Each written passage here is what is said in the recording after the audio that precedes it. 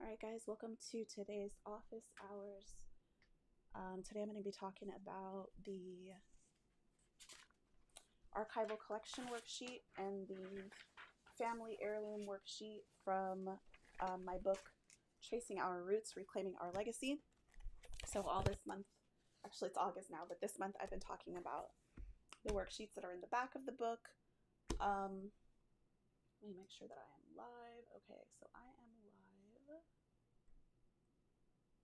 I should be live on Instagram, YouTube, and Facebook.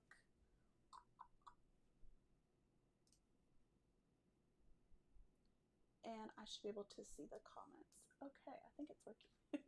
Finally. I've been trying to go live on Instagram for a while and it was not working. There is a bit of a lag.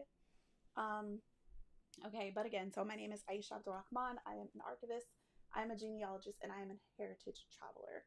I have been planning a trip to New Orleans to do some research on my maternal grandfather's side. And while I've been doing that, I've been sharing how I'm using my book, Tracing Our Roots, Reclaiming Our Legacy, an essential guide to African American genealogy, heritage travel, and heritage preservation. So the book kind of guides you through all of that. I started doing my genealogy research about 20 years ago. My research is all over the place, and so now I'm going back and I'm fixing that using the worksheets that I created and the system that I created, and I'm gonna do a deep dive with that to show you that today. I've been doing some research on my family in New Orleans. It's kind of a long story, but I've been doing some research on my family in New Orleans, their connection to Georgetown University, if there even is a connection in Georgetown University, and with a focus, with an emphasis on an ancestor, my fourth great grandmother, Rachel Daggs. So I'm going to start with the family heirloom worksheet because it's kind of not tied into Rachel, so that I can just show you. So if this is your first time on the live, welcome.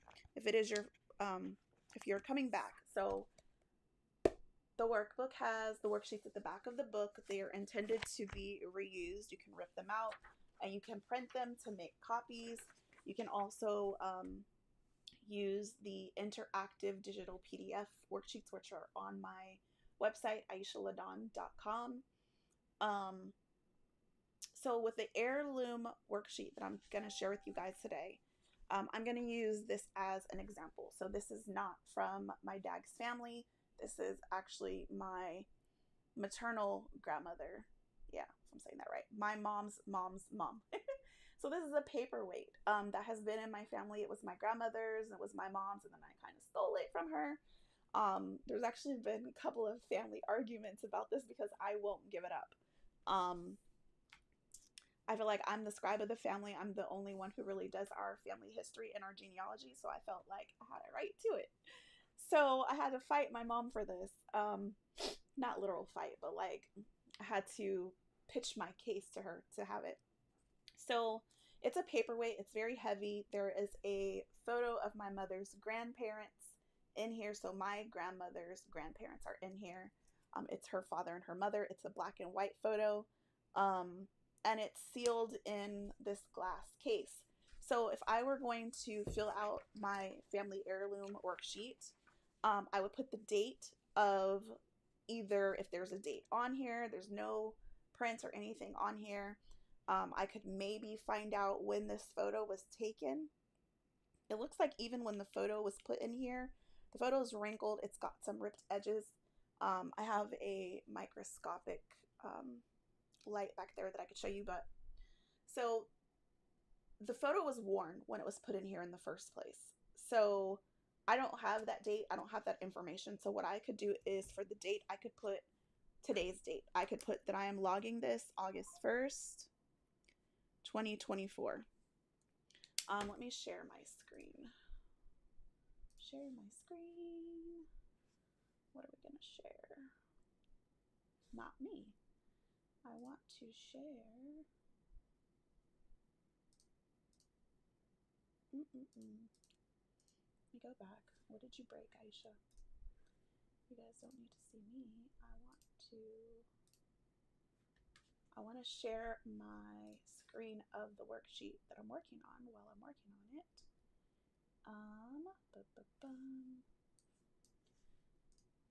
And usually I would do this from my, oh my goodness.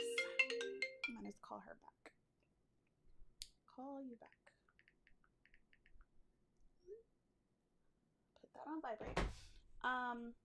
My family heirloom worksheet. It's funny talking of my mother and then she calls. Let me plug it in. I think for some reason my screen is not sharing. If it's one thing, it's another. I've been playing with this thing all week. Not all week, but trying to figure out how to make sure that I'm going live properly, that you guys can see my screen. I tested it out and everything was working, and now it's not working. But I want to share my screen so that you guys can see the family heirloom worksheet. So basically the name and the type. So I would put that this is a paperweight and that it's glass in the description. The value, I'm not even sure. The significance, you can make up your own significance. For me, I'm going to put that this is what, 1, 2, 3, 4th generation family heirloom. And that's pretty much it in terms of your family heirloom worksheet. Now, the reason I wanted to show you guys this is because I have this box. So each of my grandparents, I guess you can say, has a box.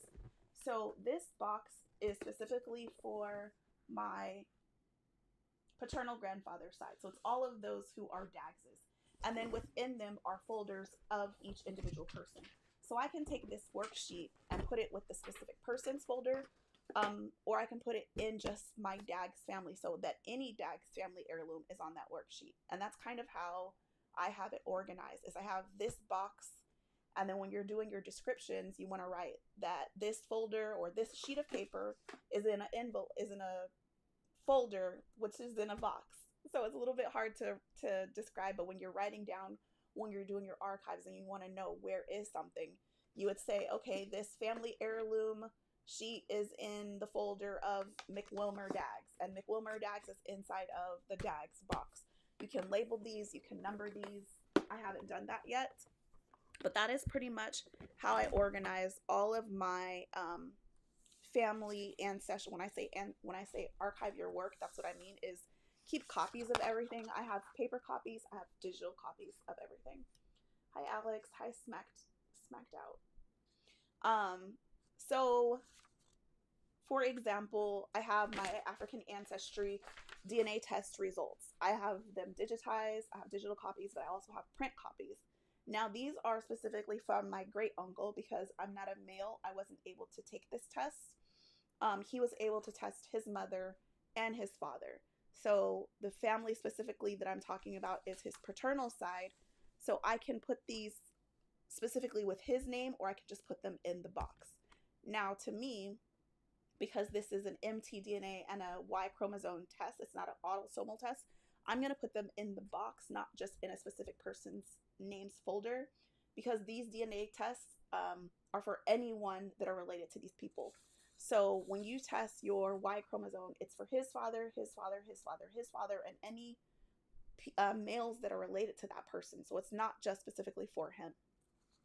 And the same thing with the maternal test. It's from his mom to her mom to her mom to her mom, and any women that were related to them, which includes me.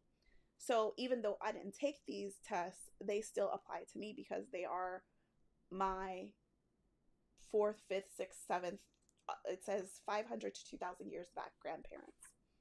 So specifically with my paternal side that I'm researching, and I guess I could put this mtDNA test with my mother's grandmother. I could put that in her name in her folder because it only applies to her. It doesn't apply to the paternal side. And then so specifically with the Daggs family, they have ancestry with the Lusongo people of the Central African Republic. So I can then ask myself on my research log when I'm doing my research, the question that I have when I'm doing my research is, when I talked about that in a previous video, is how did they come from the Central African Republic to the United States. I know for a fact that Rachel was enslaved. So were they enslaved and brought to the U.S.? Were some people free people of color? And so that's where your research log comes in. So as I've been doing my research, I want to make sure that I'm tracking, where am I researching? Am I researching at a library? Am I researching in archives? Am I researching in a historical society? Have I researched online? So as I am doing my research specifically on just Rachel, I'm filling out Rachel's research log. So I have my research goal sheet. I have all of the worksheets that I've been showing you guys this month. The biographical sketch worksheet. So I have them all filled out on paper. What you can do is fill them out digitally and then print those digitals so that you have a physical copy of them. I kind of started backwards because when I created the book, I wanted to kind of test it out and make sure that I liked it. So I have print I wrote on them versus digital, and then created the digitals. So the next thing I want to show you guys is, so all of these worksheets are going to go specifically in my folder for Rachel. So I have a folder titled Rachel. All her worksheets are in here, as well as any archival information that I have found on Rachel. So for example, during my research, I found that okay, so here's the slave manifest. So for Rachel, I have the slave manifest from 1835 that she arrived in New Orleans on a ship called the Tribune. So this is just a print of the transcription, and then this is the actual manifest that's located at the National Archives. So obviously I don't have the original, I have a printed copy. This is going to go in Rachel's folder. It also lists Rachel's children, so I could make a copy of this and put it in each of her children's files if I made files for them. I haven't gone that distance yet. I also have the 1830 census log for Rachel and all of her children and their ages, which also has the actual transcription and the log. So all of these are going to go inside of Rachel's folder because these pertain specifically to Rachel. Rachel's folder is then going to go into this box because she belongs to that family. And then what I do is I also digitize and log all this information in my Airtable database. So this month, I'm thinking I might dive deep and show that Airtable database, how I created it, how I use it, and how it connects to the paper trail or the papers that I have. So the final thing that I want to show you guys, let me check my phone really quick just to make sure my mom's not having an emergency. Okay. Just making sure. We have my daughter's moving, so we're having a going away party for her coming up this weekend. So my mom's just texting me party stuff, but she is really blowing up my phone. Okay, so the final worksheet that I want to show you guys is the archival collection worksheet. And this archival collection worksheet goes with your box. So I am going to put here the accession number. The accession number should match what's in my computer. The collection name. So the collection name of this would be the DAGS collection. This is all of my DAGS information. And I can put a description. I can put a location, that it's located in my home office on my shelf. The subjects could be DAGS family records, the inclusive dates. So your inclusive dates, what is meant by your inclusive dates is from the earliest record to the latest record. So I have Rachel was born around the 1800s, so it could include the 1800s or maybe even sooner, up to today. So I have living family that I'm doing research on that will be included in that box. So I don't even have to put an end date, but that could be later, I guess, if this was passed on for generations, or if I'm finished with my research, I could end the date there. That's what's meant by your inclusive dates. The other thing is the archival size. So I can say that this, excuse me, archival size includes like 9 or 10 folders. So I could say that, or I could say it includes 9 folders and 100 sheets of paper. sometimes people will measure in linear feet. So they'll say 100 linear feet is the size of the archive, as if everything was laid out. And then I also need to include each single item so that I know when I go into this box what is in here, or someone who comes after me, they will know specifically what is in this box and what's not in this box. So I can say in this box are 1830 census for Rachel Daggs, and then I could put the format that it's a digital copy or a paper copy. I can put her slave records in here and the format. So that's what the item means on there, specifically for your archival collection worksheet. So I think a lot of people had questions. People have been had emailed me about what does that actually mean when I say the item and the format for your archival collection. So let me see if I can share my screen. I'm going to try to share my screen again. All right, there we go. So I guess I have to have the tab selected. So this is my research on Rachel Daggs. And I think if you're on Instagram, it's going to be a little squished, so you'll have to see it bigger on Facebook or YouTube, which I'm hoping I am live over there. So this is the research on Rachel Daggs. When I start my genealogy research, I start on Ancestry because it has the National Archival records connected to it. So I'm able to gather information such as the census record, such as the slave manifest. And this is what I do as I'm building my family tree. So I call this kind of like my rough draft of my family tree. I gather all this information. And as you can see, there are hints of maybe other possible family trees or other information from other people that are there. So this is where I start out kind of with my research, is gathering as much information as I can, putting the puzzle pieces together. So this is the New Orleans slave manifest. Then what I do is I bring everything into my Airtable database. So I mentioned I created a Airtable database. So Rachel so this is my research log tab. So Rachel has all of these notes here that I've created about her or taken on her. I've attached the worksheets that I showed you. So each person will have a worksheet. And I have also attached the copies of the files. So I have, what is this record? So these are the record checklists that I go through to make sure that I've checked everything. The status of my research. Is it in progress? What am I doing? Any questions that I have. So it's different depending on the person that you look at, the family tree, where is everything stored, any DNA results that I've taken, any questions that I have, people that have donated things to me.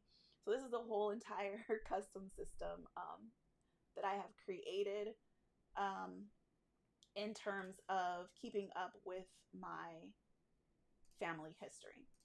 So I think I might do a deeper dive. You guys can let me know in the comments if you're interested in learning about Airtable, how I created this Airtable. I actually have a copy of a blank one that I share with people so that they can use it and customize it on their own, so that they can play around with it and see how it works and how I bring everything from paper copy to digital. And I also like it because it allows me to collaborate and share with others. So the last thing that I'm going to share is my permanent family tree. So I use genie.com for all of my permanent records. It looks like it's my cousin's birthday today. I need to text him and tell him happy birthday. I'll message him on Facebook. So once I know for sure, oh, this is family, they're related, I bring these people into my permanent family tree. Either through email or through other ways I can invite people. So it's almost like a social network for your genealogy research. And then I can invite people via email, but this is kind of like my final, like I know for sure, 100% sure that all of this information is correct. And this is where my final tree is. So it goes from Ancestry through that whole process to this. And then, of course, I can share this with other people, allow family to add I love it because people can add their own photos, you can add videos, you can have timeline, you can have discussion. You can have all types of sources. You can also do DNA testing through Genie. I haven't tried this out. Maybe that'll be something I try this year. So I absolutely love Genie.com. Another resource that I use is GenMatch, just for matching people. I'm not going to really talk about that today. But that's pretty much my process that I use when I'm doing my genealogy research, or helping others. So I know it can be a bit much. But it is what it is. It is a lifelong process, a lifelong journey. It's not one quick and done. So I know for a lot of people, their goal is just to get their family tree done, go back as far as you can. But for me, I like to put stories to the people that I'm doing research on. If there's family photos of them that are in the archives, if there's videos of these people that are in the archives, one of the things that I want to do when I'm in New Orleans is look at the archival footage of just New Orleans during that time. I have my Sierra Leone series on YouTube about my citizenship. I'm probably going to do more of that style of videos. So I'm going to probably put something together for my New Orleans trip. All of the research that I've done with that, DNA testing, the research, what it's like in New Orleans, and kind of put together either a series of videos, or at least one video.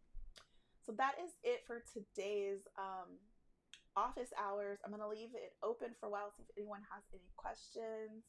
I know that these are new, so I don't have a lot of comments per se. Let me check Facebook. and see if I'm actually live. So my office hours, I want to make it where I can answer anyone's questions that you guys may have. Ooh, I am live on Facebook. Yay, it worked. So amazing. Thank you, Osman. So I can see his comments. I guess that's cool that there's a bit of a delay. It gives me a chance to see your guys' comments. And then I see the thumbs up on Instagram. Let me see if I am live on YouTube. And I am live on YouTube. Yay, I did it. Cannot see any comments on YouTube, or if people are even watching on YouTube. I need to test that out. I don't even know how that would work. Okay, I see. So I guess I need to just have multiple chat windows open. Okay, so I have no comments. So I think what I'm going to do is, before I do these lives, I'm going to allow you guys to put comments or questions that I can answer during the lives. You're free to leave your comments and questions on this video in the comments below. But I want to hold these office hours every Thursday to answer any questions that you might have on genealogy, on heritage travel, on archiving your family history, or anything like that.